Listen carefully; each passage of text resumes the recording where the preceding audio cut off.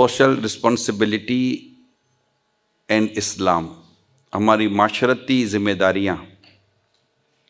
اسلام ہماری معاشرتی ذمہ داریوں کے تعلق سے ہماری کیا رہنمائی کرتا ہے، ہمیں اس کو سمجھنے کی آج کوشش کرنی ہے۔ میں سوچ رہا تھا کہ رسول پاک صاحب لولاق صلی اللہ علیہ وسلم جب اس دنیا آب و گل میں تشریف لائے تو اس وقت کا ماحول کیا تھا؟ اپنی زندہ بیٹیوں کو زمین میں دفن کر دینا، آقا جرم کرے تو غلام کو سزا دلوا دینا، ایک دوسرے کے خون کے پیاسے، قبائل میں جنگ، قبائل میں لڑائی، تعصب، عصبیت، طرح طرح کے فتنے فساد اس وقت معاشرے میں موجود تھے۔ لیکن وہ ہے نا، وہ دانائے سبل ختم رسول مولائے کل، جس نے غبار راہ کو بخشا فروغ وادی سینہ۔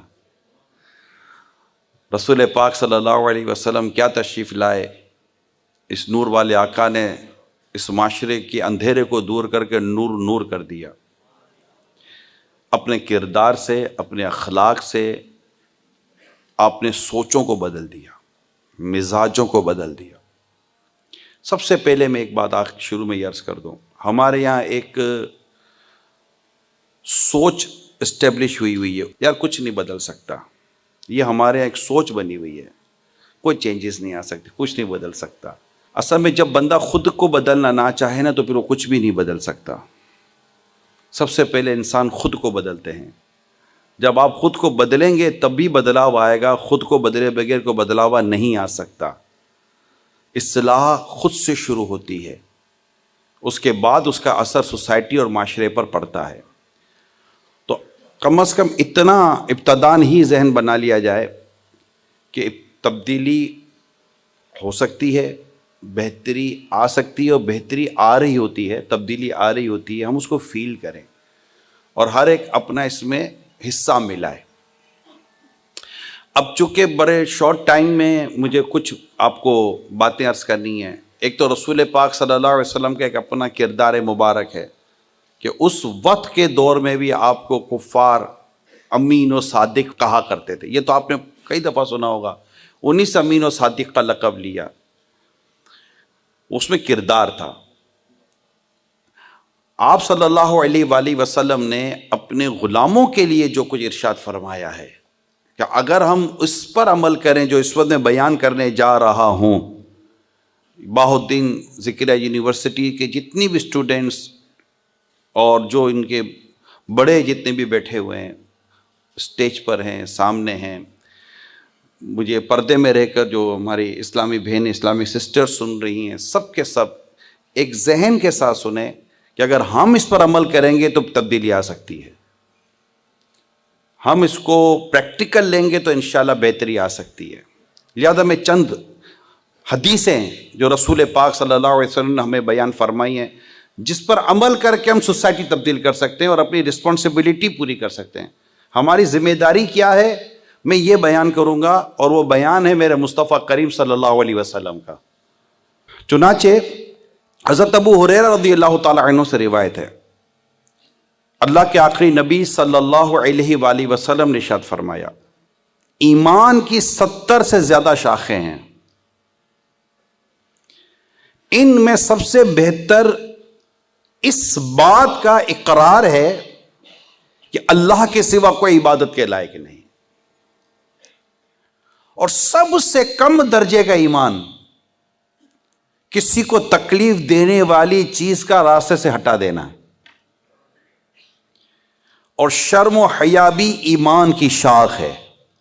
الحیاء شعبۃ من الایمان۔ جہاں یہ 70 سے زیادہ شاخیں بیان ہوئی نا، ان میں حیا بھی شامل تھی، مگر حیا کو خصوصیت کے ساتھ بیان کیا گیا۔ حضور آپ بھی آئیے گا ہماری دعوت میں، آپ بھی آئیے گا، آپ سب آئیے گا دعوت میں، حضور آپ ضرور آئیے گا۔ اچھا سب کو دعوت دی تھی، مگر کیا آپ ضرور آئیے گا، آپ ضرور آئیے گا، تو ایک امپورٹنٹ مل جاتی ہے آدمی کو، خصوصیت ملتی ہے کہ یار سب کے ساتھ ساتھ میں تو سب میں شامل تھا ہی، لیکن ایک زیادہ اہمیت بیان کی گئی، الحیاء شعبۃ من الایمان، کہ حیا جو ہے یہ ایمان کی شاخ ہے۔ ان 70 میں سے حیا شامل ہے، 70 سے زیادہ میں، لیکن الگ سے بیان ہوا.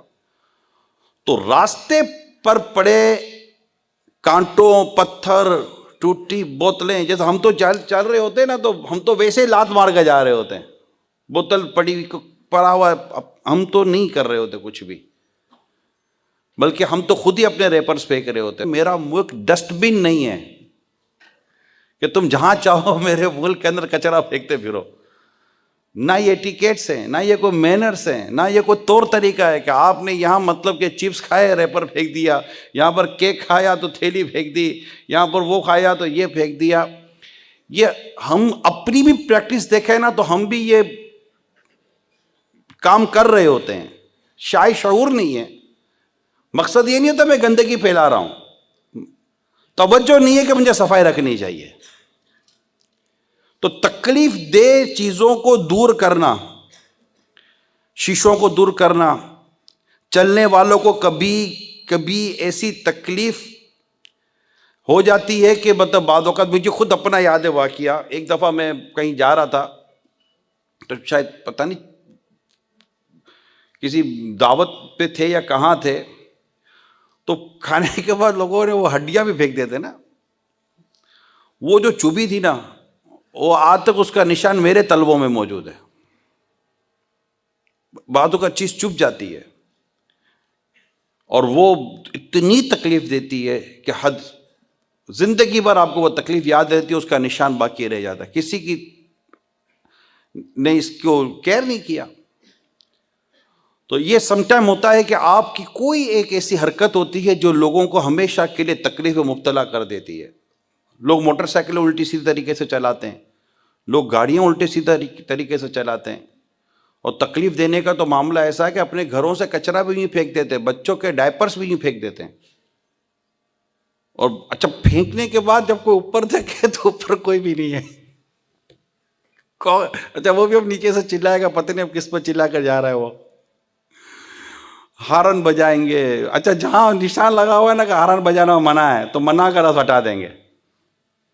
ہارن بجانا ہے، منع مٹا دیا. تھوکنا منع ہے، منع کا لفظ مٹا دیا، تھوکنا ہے. تو اب یہ جو ہو رہا ہوتا ہے تو تکلیفیں دیتے ہیں. ہمارے تعلیمی اداروں میں تو باتھ روم بھی نہیں چھوڑتے، ٹوائلٹ بھی نہیں چھوڑتے. یہ اخلاقیات سے گری ہوئی حرکتیں ہیں جو ہماری سوسائٹی میں ہو رہی ہوتی ہیں. ہمیں اپنے آپ کو بھی بچانا ہے اور دوسروں کو بھی اس سے بچنے کی ہمیں دعوت دینی ہے. تو رسول پاک صلی اللہ علیہ وسلم کی جو میں نے ابھی آپ کو حدیث بیان کی، تو اس پر غور کیجئے کہ ایسی چیزوں کو راستے میں صاف کر دینے کا حکم ہمیں دیا گیا کہ ایسی چیزیں راستوں سے ہٹا دو جو لوگوں کو تکلیف دے رہی ہو. یہ ہماری رسپانسبلٹی ہے، ہماری ذمہ داری ہے.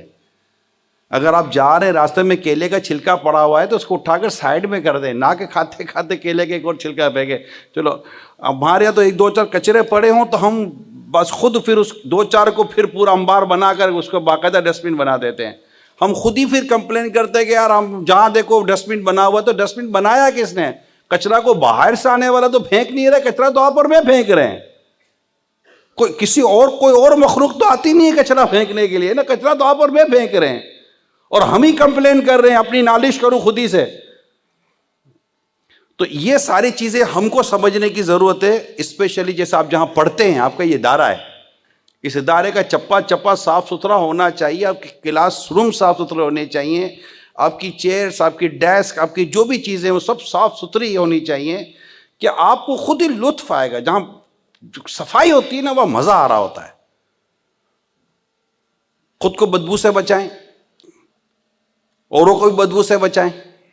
تو اس طرح تکلیف دہ چیزوں سے لوگوں کو بچانے کی رسپانسبلٹی ہے. بہت خوبصورت شرح لکھی ہے اس کی کہ یہ کوئی دنیاوی خدمت یا معمولی کام نہیں تکلیف دور کرنا. آپ صلی اللہ علیہ وسلم نے اس کو دین کا ایک جز قرار دیا ہے کہ جو اس پر عمل کرے گا اللہ تعالیٰ اسے ثواب عطا فرمائے گا.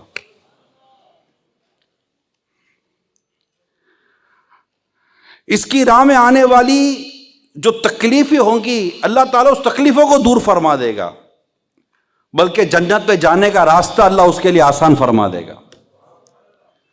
تو یہ پہلی جو میں نے آپ کو حدیث سنائی ہے، اس میں یہ ہے کہ آپ تکلیف نہ دیں کسی کو، تکلیفیں دور کریں، تکلیف دہ چیز ہے اس کو ہٹا دیں۔ ہمارے پارکنگ پرابلم ہے، آپ کے یہاں تو بہت پرابلم ہوتا ہوگا، موٹر سائیکل کے پیچھے ایک موٹر سائیکل، کار کے پیچھے ایک کار، پھر جھگڑے کے پیچھے ایک جھگڑا۔ ہم تو بسوں میں بھی جھگڑیں گے، ہم تو پارکنگ میں بھی جھگڑیں گے، ہم تو ہر جگہ جھگڑا کریں گے۔ ہمیں تو بس موقع چاہیے، جسے کہتے ہیں آدمی کو محبت کرنے کا بہانہ چاہیے، بعضوں کو لڑنے کا بہانہ چاہیے کہ نہیں یار آج تو کچھ تو ہونا چاہیے۔ تو ہمیں اپنے نیچر کا جائزہ لینا ہے اور ہمیں اپنے آپ میں یہ چینجز لانی ہے۔ آج جو میں نے پہلی حدیث آپ کو سنائی ہے کہ میں نے نیت کر لیں آپ، میں نے راستے میں پڑی تکلیفوں کو، جو مسلمان کو تکلیف دے سکتی ہے چیز، میں نے اس تکلیف سے مسلمانوں کو بچانا ہے اور اس سے دور کرنا ہے۔ یہ آپ نیت کریں آج آپ ماشاءاللہ اپنے علاقے میں، محلے میں، اپنے تعلیمی ادارے میں، جہاں بھی آپ رہتے ہیں۔ دوسری حدیث سنیے، ہماری ذمہ داریوں میں شامل ہے۔ حضرت عبداللہ بن عمر رضی اللہ تعالیٰ عنہما نے بیان کرتے ہیں کہ رسول پاک صلی اللہ علیہ وسلم نے فرمایا، کامل مسلمان وہ ہے جس کے ہاتھ و زبان سے مسلمان محفوظ ہے، اور اصل مہاجر وہ ہے جو اللہ کی منع کی ہوئی چیزوں کو چھوڑ دے۔ یہاں پر اتنی خوبصورت بات ہے، یقیناً صدقہ، خیرات، نماز، روزہ، حج، زکوٰۃ بہترین عبادات ہیں، لیکن غور کریں نا تو ان عبادتوں کے ساتھ ساتھ اگر بندہ اپنے اندر یہ وصف پیدا کرے کہ میری زبان اور ہاتھ سے دوسرا مسلمان محفوظ رہے۔ اب ہمارے تعلیمی یا اپنے فرینڈ سرکل میں بہت آزمائش ہے اس حدیث پر عمل کرنے میں، ذہن نہ ہوتا بڑی آزمائش۔ ہم تو چلتے پھرتے اور سنا کیا حال ہے، یہ چلتے چلتے جو اس کو دیں گے، اب وہ بیچارہ بولے تو کیا بولے گا، لگی تو ایک اس کو اور ماریں گے، اس کی گردن پر ماریں گے، لے بھائی گدی چاٹا تحفے میں لے۔ ہمارے ہاں تو چیگم چپکا دیتے ہیں، اپنے ہاں تو کپڑوں پر نشان لگا دیتے ہیں، موٹر سائیکل کی چابی چھپا لیتے ہیں، کار کی چابی چھپا لیتے ہیں، جوتے چھپا لیتے ہیں، قلم، کاپی، کتاب، پتہ نہیں کیا کیا چھپا لیتے ہیں، بندہ ڈھونڈتا رہے، پھر اس کو دے دیں گے، اس کو نہیں قسم سے میرے پاس نہیں، دیکھ نہیں ہے، مذاق تھوڑی کر رہا ہوں، اور اتنا بڑا مذاق کر رہے ہو، میرا مذاق تھوڑی کر رہا ہوں۔ کسی نے کسی کے چپل چھپا لیے، یہ رسول پاک صلی اللہ علیہ وسلم کے دور کی بات کر رہا ہوں، کسی کی چپل چھپا لیا، اس کو چپل ڈھونڈنے میں تکلیف ہوئی ان کو۔ جب بارگاہ رسالہ صلی اللہ علیہ وسلم بات پہنچی تو رسول پاک صلی اللہ علیہ وسلم نے اس کو پسند ہی فرمایا۔ اگلے نے کہا میں تو دل لگی کر رہا تھا، آپ نے فرمایا مسلمان کو تکلیف دینا کیسا، یعنی مسلمان کو تکلیف دینے میں کیسے دل لگی ہے؟ قرآن واضح تو وہ فرماتا انما المؤمنون اخوۃ، مسلمان ہی بھائی بھائی ہیں، ایک بھائی دوسرے بھائی کو تکلیف کیسے دے رہا ہے؟ کامل مومن وہ ہے جس کی زبان اور ہاتھ سے دوسرا مسلمان محفوظ ہے۔ یہاں زبان کی بات اب بعد میں کرتے ہیں، ہاتھ کا معاملہ بھی آپ دیکھ لیں۔ بات تو جانتا نہیں ہے میرے کو، پہلے نہیں جانتا تھا، آپ جان گیا ہوگا بدماش ہو، یہی کہوں گا آپ کو، میں آپ کو شریف آدمی سمجھتا تھا، اب آپ نے بات ایسی کہ جانتا نہیں ہے میرے کو، اب جان گیا بھائی معاف کر دیجئے، میں تو آپ کو شریف آدمی سمجھتا تھا، کیونکہ شریف آدمی تو حاصل ہی نہیں چڑھا تھا۔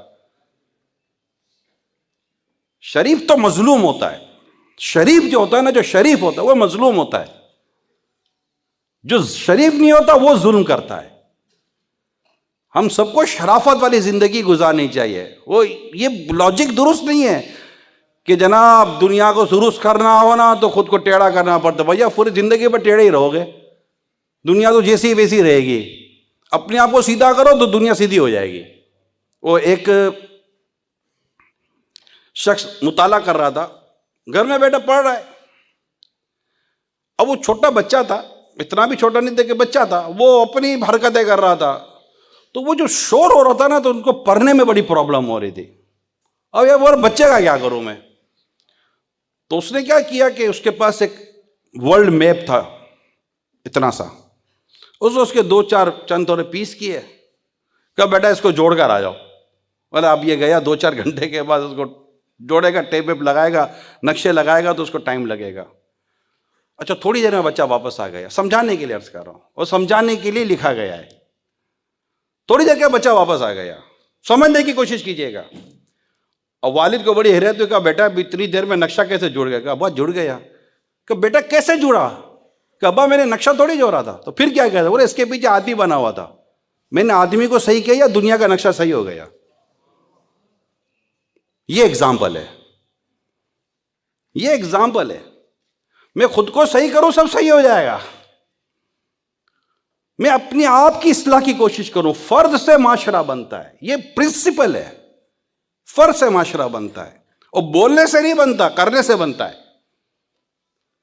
چاہنے سے بندہ نہیں کھاتا، پکانے اور کھانے کے بعد ہی بندے کی بھوک ختم ہوتی ہے۔ تو یہ جو ہاتھ اور زبان کی جو میں نے بات کی، اچھا مسلمان وہ ہے جس کی ہاتھ اور زبان سے دوسرا مسلمان محفوظ رہے۔ اب آپ غور کریں میرے ہاتھوں سے کون کون محفوظ ہے؟ رہی زبان، اللہ کی پناہ۔ غیبت، کتنی تکلیف ہوتی ہے جب آپ کو پتہ چلتا ہے کہ فلاں نے میری برائی کی ہے، آپ کو کتنی تکلیف ہوتی ہے یہ بتائیں۔ یار اس نے یوں بول دیا، اچھا وہ اگر سچی بات کہی ہے تو اور گھبراہٹ اور تکلیف دونوں ساتھ، اب اس کو کہاں پتہ چل گیا؟ یعنی ہمارا یہ پرابلم ہے کہ اگر ہمارا کوئی کمزور پہلو اپنے صحیح پکے دوست کو پتہ چلے نا، وہ پکا اتنی دیر میں کچا بن جاتا، سمجھ ہی نہیں پڑتی۔ ہمارے پیٹ میں جیسے سمجھ ہی نہیں پڑتی، درد شروع ہو جاتا ہے جب تک ہم کسی مسلمان کا عیب ظاہر نہ کر دیں۔ ارے پتہ چلا تجھے، دیکھ۔ اور اس میں خاص کر مجھے پردے میں رہ کر سننے والی اسلامی بہنیں توجہ کریں، اللہ کی پناہ، آپ کا ہاتھ تو شاید اتنا نہ چلتا ہو لیکن زبان تو آپ کو پتہ ہے۔ تو یہ ہے، نیچر ہے، نیچر ہے۔ اور مردوں کے لیے بھی یہ کم نہیں ہے پرابلم۔ یعنی اب شاید فیصلہ مشکل ہو جاتا ہے کہ یار کون جیتا غیبت کرنے میں۔ اچھا غیبت کیا؟ غیبت تب ہے جب آپ کسی کی برائی جو اس میں ہے وہ اس کے پیٹھ پیچھے اس کی برائی کی نیت سے بیان کرے، اس کو کہتے ہیں غیبت۔ غیبت حرام، جہنم میں لے جانے والا کام ہے۔ غیبت ایمان کو کاٹ کر رکھ دیتا ہے۔ غیبت سخت گناہ ہے، سخت ترین گناہ ہے۔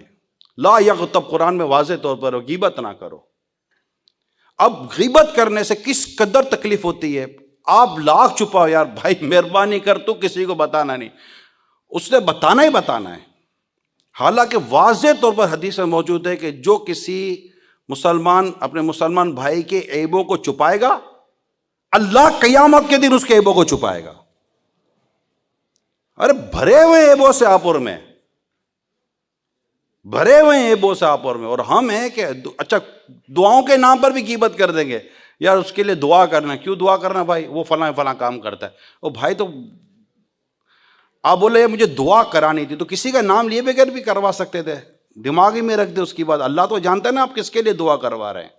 پھر تہمت اور بہتان، گناہ عظیم کی طرف میں اب آپ کی طرف توجہ دلا رہا ہوں۔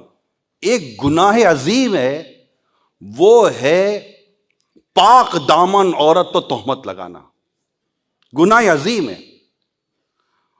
اور بدقسمتی کے ساتھ اس پہ بھی آسرا ہی نہیں ہے نا، آسرا ہی نہیں ہے۔ یعنی میں آپ کو آگے ایک اور حدیث سنا دیتا ہوں جو اس سے ہی انشاءاللہ آپ کو میں ملا دیتا ہوں اس سے، کہ ایک اور حدیث پاک میں ہے کہ تم میں سے کوئی کامل مسلمان نہیں ہو سکتا جب تک اپنے بھائی کے لیے وہی کچھ پسند نہیں کرتا جو اپنے لیے پسند کرتا ہے۔ یہ بھی حدیث ہے۔ اب آپ ان دونوں حدیثوں کو سامنے رکھیں، آپ میں سے کون اس بات کو پسند کرتا ہے کہ یار میرے ملاوٹ والا مال کو دے دے، مجھے رشوت دینی پڑے، مجھ سے کوئی جھوٹ بولے، یا میری ماں کو کوئی بری نظر سے دیکھے، میری بہن کو کوئی بری نظر سے دیکھے، میری بیوی کو کوئی بری نظر سے دیکھے؟ کون پسند کرے گا اپنے لیے؟ کوئی بھی نہیں پسند کرے گا۔ مجھے کو گالی دے، مجھے کو مارے، مجھے کو دھوکہ دے، کوئی بھی پسند نہیں کرے گا۔ یار مجھ سے فراڈ کیا جائے، نہیں آپ پسند کریں گے۔ تو مسلمان، کامل مسلمان وہ ہے جو اپنے لیے پسند کرتا ہے، اپنے بھائی کے لیے وہی پسند کرتا ہے۔ جب یار ہم پسند نہیں کرتے کو ہماری ماں بہنوں کو بری نظر سے دیکھے تو پھر کیا مطلب کہ میں سب کا کھاؤں، جو میرا کھاوے اندھا ہو جاوے؟ میں بری نظر سے دیکھتا رہوں، میں مطلب کہ پاک دامن لڑکیوں پر تہمتیں لگاتا رہوں؟ جانتے ہو اس لڑکی کو؟ میں جانتا ہوں. تم کیا جانتے ہو یار؟ تمہیں کچھ نہیں پتا. تمہیں تو یہ بھی نہیں پتا کہ قبر و آخرت کا عذاب کیا ہے. کہ اس طرح کسی پاک دامن عورت پر تہمت لگانے اور اس طرح بد نگاہی کرنے اور اس طرح بری باتیں کرنے، غلط تصورات کو عام کرنے کا قیامت میں قبر و حشر میں عذاب کیا ہے پکڑ کے کبھی سوچا؟ یہاں تو واہ واہ کر کے دوست، ارے واہ واقعی ایسا ہی تھا، ارے کیا بولتے ہو؟ ہاں یہی بولتا ہوں. ارے نہیں یار، او کر کے یہی نہیں کر کے والا نے کندھے پہ اٹھا کر قبر میں داب کر آ جائے گا. اور پھر ہم ہوں گے سوال جواب ہوں گے. میرے نوجوان اسلامی بھائیوں اور مجھے پردے میرے گھر سننے والے اسلامی بہنوں، ایک تصور کے ساتھ جئیں کہ ہمیں ایک دن مرنا ہے. اس تصور کے ساتھ جئیں. اچھا نوجوان تو زیادہ مر رہے ہیں، آئے دن نوجوان مر رہے ہیں، حادثوں میں مر رہے ہیں، بیماری میں مر رہے ہیں. کورونا کئی نوجوانوں کو لے گیا، ڈینگی کئی نوجوانوں کو لے گیا. تو موت تو ضرور نہیں ہے کہ وہ آپ کی کوالیفیکیشن ختم ہونے کا انتظار کرے گی کہ نہیں جناب یہ ماسٹرز کر لے، یہ ایم فل کر لے، یہ پی ایچ ڈی کر لے، یہ سارے نپٹا لے، اپنے سارے پروجیکٹ فائنل کر لے پھر موت آئے گی. ایسا نہیں ہے. موت تو سانسوں کی گنتی پر آتی ہے. آپ کی میری سانسوں کی گنتی پوری، موت آ جائے گی. اب کسی کی سانسوں کی گنتی 1 سال میں پوری ہو جائے گی، کسی کی سانسوں کی گنتی 100 سال میں پوری ہو جائے گی. زندگی کا فلسفہ یہی ہے کہ سانسوں کی گنتی پوری ہوئی، موت نہیں آ جانا ہے. اس کے لیے عمر نہیں ہے. لہذا ہر وقت بندہ موت کے لیے اپنے آپ کو تیار رکھے اور یہ سوچے کہ میں مرنے کے بعد اپنے رب کو کیا جواب دوں گا. مجھ سے میرے نامہ اعمال کے بارے میں پوچھا گیا، میں کیا جواب دوں گا؟ میں فلاں غیبت کا کیا جواب دوں گا؟ پھر تہمت و بہتان یہ غیبت سے بھی سخت ہے. یعنی کتنی اہم بات میں آپ کو بیان کرنے جا رہا ہوں. جب غیبت کی بات کی گئی تو رسول پاک صلی اللہ علیہ وسلم کی بارگاہ میں عرض کیا گیا، یا رسول اللہ صلی اللہ علیہ وسلم، ہم جو اس کے بارے میں بات کر رہے ہیں وہ درست ہے، اس میں ہے وہ برائی. تو آپ نے فرمایا اس میں وہ برائی ہے تبھی تو غیبت ہے، ورنہ بہتان ہوتا. کیونکہ بہتان میں جھوٹ شامل ہے کہ اس میں وہ عادت نہیں تھی اور آپ نے کہہ دیا کہ اس میں وہ عادت ہے. ہمارے کلاس روم کے اندر بھی ایپ چھپانے کی عادت نہیں ہے. ہمارے یہاں ایڈمنسٹریشن میں بھی ایپ چھپانے کی عادت نہیں ہے. ارے بھائی اگر بڑا بننا ہے تو اپنے کردار اور اپنی صلاحیتوں سے بڑے بنو نا. کسی کو چھوٹا کر کے بڑے کیوں بن رہے ہو یار؟ آپ نے اپنی عزت کو کسی کی بے عزتی میں کیوں چھپا کر رکھا ہے کہ جب تک یہ بے عزت نہیں ہوگا مجھے عزت نہیں ملے گی، جب تک یہ چھوٹا نہیں ہوگا میں بڑا نہیں بنوں گا، جب تک یہ ذلیل نہیں ہوگا مجھے مقام نہیں ملے گا، جب تک یہ نکلے گا نہیں میں پکا نہیں ہوں گا. ہم نے اپنے یہ نیگیٹو جو سوچ بنائی ہوئی ہے اس کو چینج کرنے کی ضرورت ہے. یہ ہماری سوشل رسپانسبلٹی ہے، یہ ہماری ذمہ داری ہے کہ ہم لوگوں کے کام آئیں، لوگوں کی مدد کریں، ان کے دکھ درد کو دور کریں، ان کی پریشانیاں دور کریں. اللہ تعالیٰ کی رحمت چھما چھم برستی ہے. ہم تکلیفیں نہ دیں، نہ زبان سے، نہ ہاتھ سے، نہ کردار سے. حتیٰ کہ روایتوں میں نے پڑھا ہے کہ کسی کو تیز نظر سے بھی نہ دیکھو کہ اس کو تکلیف ہوتی ہے. یہ آپ کا میرا اسلام ہے، یہ آپ کا میرا دین ہے.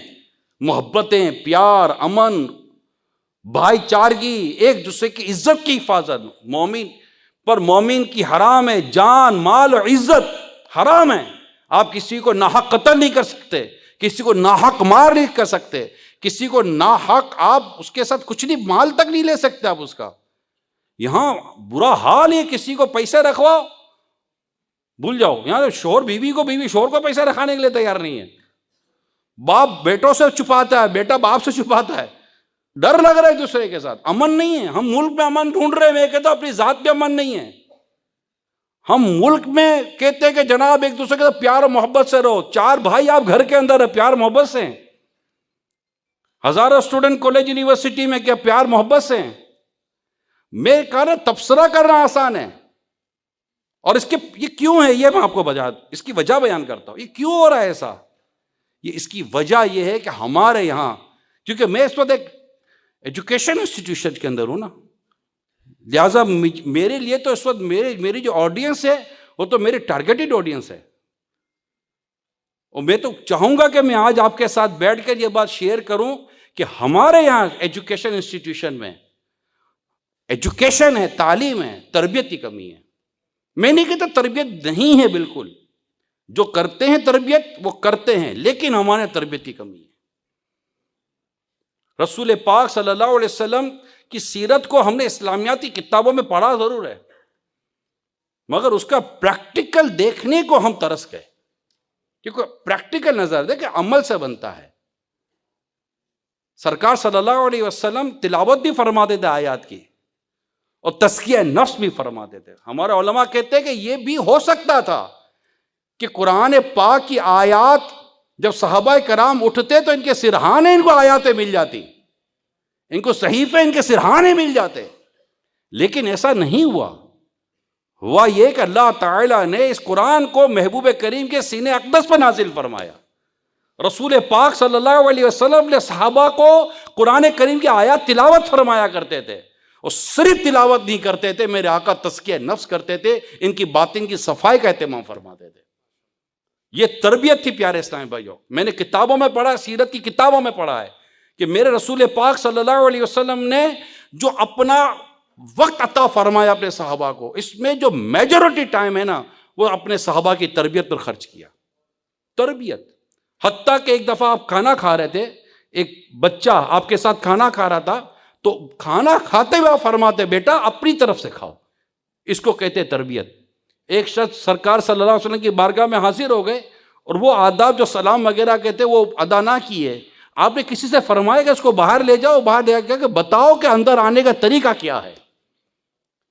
تربیت، اس میں بھی کیٹیگری، ایک شخص آتا ہے مسجد کے اندر، مسجد میں آ کر اس نے پیشاب کر دیا، وہ عربی تھے، دیہات سے آئے تھے، انہیں پتہ نہ تھا کہ کیا آداب ہے۔ صحابہ کرام علیہ وسلم دوڑے، آپ نے روکا، رک جاؤ، جو ہونا تھا وہ ہو گیا۔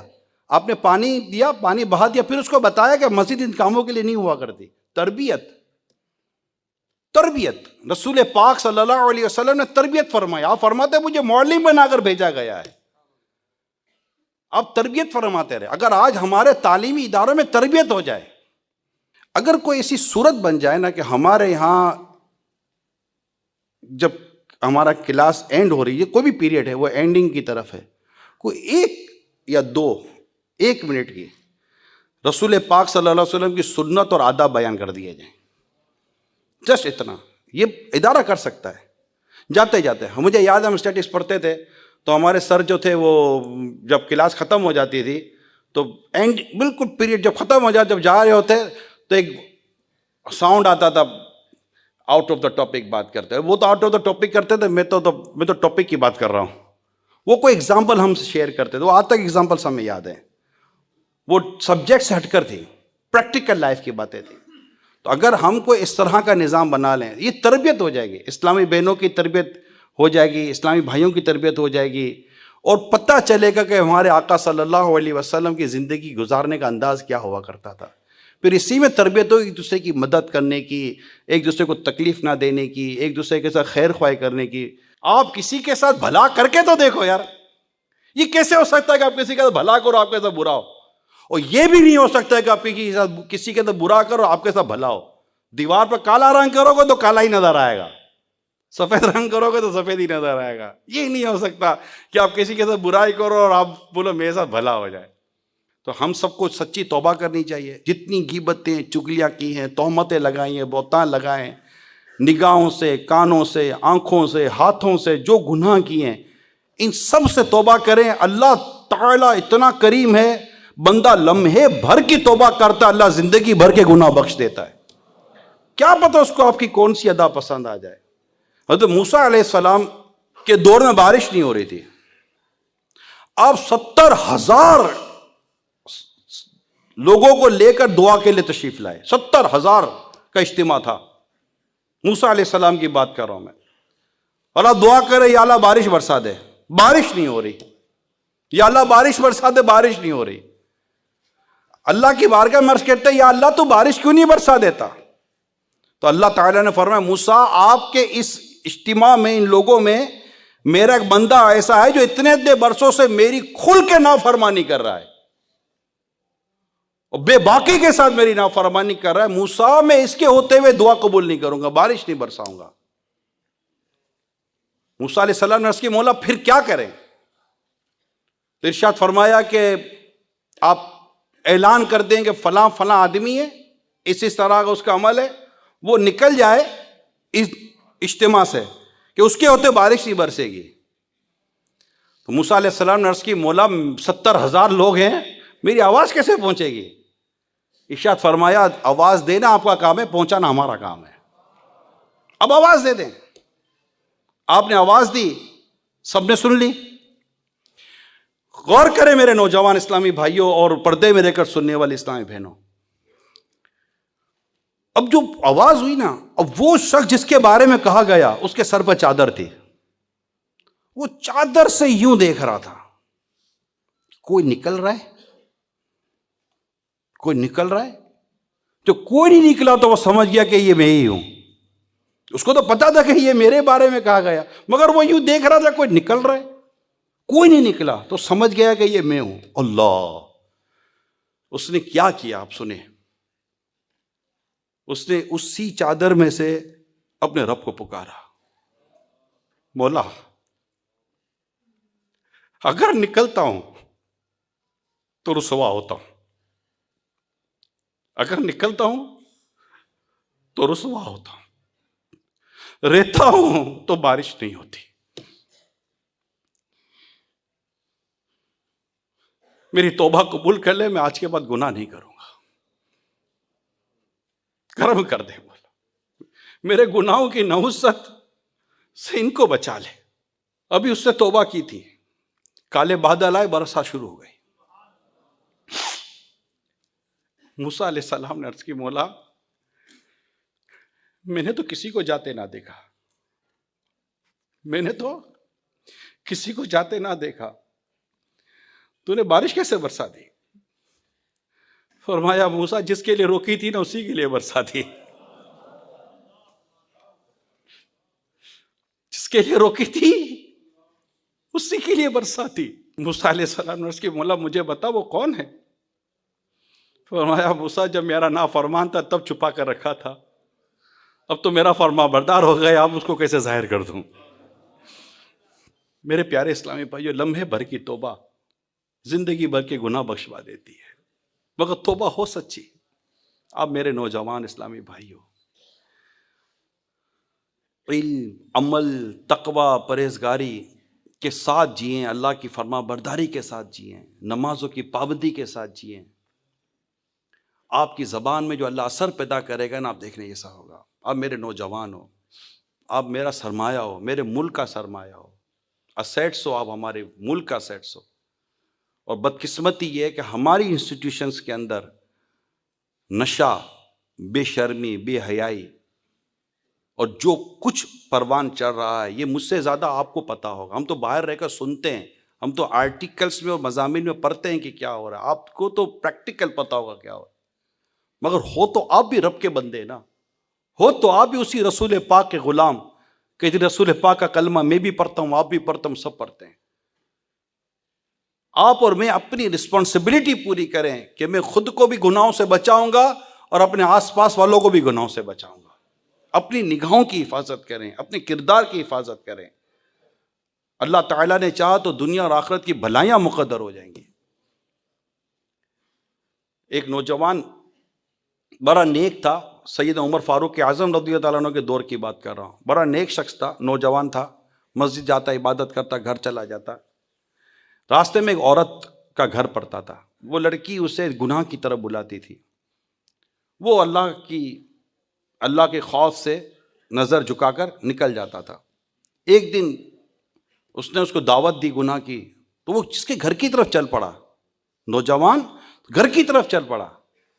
جیسے ہی گھر کی چوکھٹ پہ گیا، اس کے دل میں خدا کا خوف پیدا ہوا، قرآن کی آیات یاد آ گئی خوف خدا کی. وہیں سے دھڑام سے گرا، بے ہوش ہو گیا. اس کو اٹھایا، اس کے بوڑھے باپ کے گھر تک پہنچا دیا. بوڑھا باپ تھا، دروازہ کھولا تو بیٹا گھر کے باہر، اندر لائے، بیٹا ہوش میں آیا. والد صاحب نے پوچھا بیٹا کیا ہوا تھا؟ بیٹے نے سب سچ بتا دیا، جھوٹ نہیں بولا. جیسے ہی اس سے سارا واقعہ سنایا، پھر سے خوف خدا اس کے دل میں پیدا ہوا، اور اس بار کے خوف خدا کے دل میں پیدا ہونے سے اس کی روح نکل گئی. نوجوان کا انتقال ہو گیا. میرے پیارے اسلامی بھائیوں، انتقال ہو گیا نوجوان کا. آپ نے والد صاحب نے راتوں راتی تدفین وغیرہ غسل وغیرہ کر کے اس کا وہ کر دی، قبر میں دفن بھی کر دیا۔ صبح امیر المومنین سیدنا عمر فاروق اعظم رضی اللہ تعالیٰ عنہ کو پتہ چلا کہ یہ نوجوان کا انتقال ہو گیا، اور نیک تھا، مشہور تھا یہ، مطلب آپ جانتے تھے۔ آپ گھر گئے تعزیت کے لیے، آپ نے فرمایا کہ مجھے اطلاع دیتے میں بھی آ جاتا۔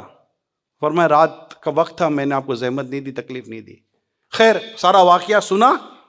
اب عمر فاروق اعظم رضی اللہ تعالیٰ عنہ اس نوجوان کی قبر پہ گئے، توجہ سے سنیے گا۔ سیدنا عمر فاروق اعظم رضی اللہ تعالیٰ عنہ اس نوجوان کی قبر پہ گئے، اور قبر پہ جا کر سورہ رحمان کی اس آیت کی تلاوت کی، وَلِمَنْ خَافَ مَقَامَ رَبِّهِ جَنَّتَانِ، اور جو رب کے حضور کھڑے ہونے سے ڈرا اس کے لیے 2 جنتیں۔ قبر سے نوجوان کی آواز آتی ہے، امیر المومنین میرے رب کا فرمان سچا ہے، مجھے مرتے ہی میرے رب نے 2 جنتیں عطا کر دی ہیں۔ میرے نوجوانوں، خوف خدا کے ساتھ جیو، عشق رسول کے ساتھ جیو، نماز اور عبادت و نیکی کے ساتھ جیو۔ برائیاں چاروں طرف گھوم پھر رہی ہوتی ہیں، مگر ہمیں اپنی نگاہوں کی، اپنے آپ کی، اپنے دل کی، دماغ کی حفاظت کر کے اپنے رب کو راضی کرنا ہے۔ کامیابی رب کو راضی کرنے میں، کامیابی یہ ہے کہ بندہ ایمان سلامت لے کر جائے اور بلا حساب جنت میں داخل کر دیا جائے، پھر آپ ہوگے، ہم ہوں گے، رسول پاک کا پڑوس ہوگا۔ باغ جنت میں محمد مسکراتے جائیں گے، پھول رحمت کے جھڑیں گے، ہم اٹھاتے جائیں گے، خلد میں ہوگا ہمارا داخلہ شان سے یا رسول اللہ کا نعرہ لگاتے جائیں گے۔ اللہ تعالیٰ آپ کو اور مجھے عمل کرنے کی توفیق عطا فرمائے۔ بس نمازوں کا وقت ہو، نماز۔ گناہ دعوت دیتے ہیں، گناہ کی کوئی سور رکھ کر ہم کو دعوت دے گا تو ہم سور تھوڑی کھائیں گے، کیوں نہیں کھائیں گے؟ آپ اعلانیہ کہیں گے میرے رب نے منع کیا ہے، کیا کہیں گے آپ؟ میرے رب نے منع کیا ہے۔ کیا رب نے صرف سور کھانے سے منع کیا ہے؟ یہ اچھی بات ہے نا کہ میرے رب نے منع کیا ہے، ماشاءاللہ یہ ایمان ہے، یہ ایمان ہمارے اندر، یہ ایمان کی طاقت موجود ہے نا کہ کوئی سور سامنے رکھ کر کہے کہ کھا لو تو منع کرتے نہیں کھائیں گے، کیوں؟ میرے رب نے منع کیا ہے۔ جب سور نہیں کھاتے رب نے منع کیا، تو جس کام سے میرے رب نے منع کیا ہے آج نیت کر لو وہ کام نہیں کریں گے۔ کامیابی، کامیابی یار، دنیا اور آخرت دونوں میں انشاءاللہ کامیابی ملے گی۔